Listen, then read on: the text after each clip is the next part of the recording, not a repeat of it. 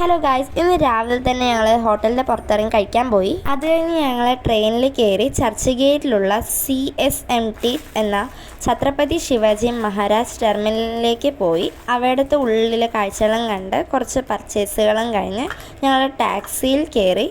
1917 മുതൽ 1934 വരെ ഗാന്ധിജി മുംബൈയിൽ താമസിച്ചിരുന്ന മണിഭവനിലേക്കാണ് അടുത്തതായി ഞങ്ങൾ പോയത്.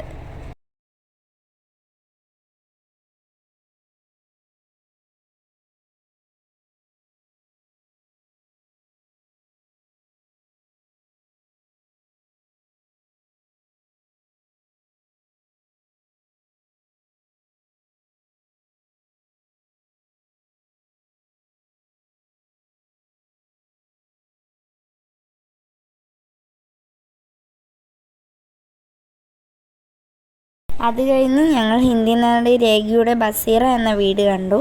പിന്നെ ഷാറൂഖ് ഖാൻ്റെ മന്നത്ത് എന്ന വീടും കണ്ടു. പിന്നെ ഞങ്ങൾ ബാന്ദ്ര വേർലി സീ ലിങ്കിലൂടെയാണ് വന്നത്. ഇന്നത്തെ വീഡിയോ അത്രയേ ഉള്ളൂ. Bye bye.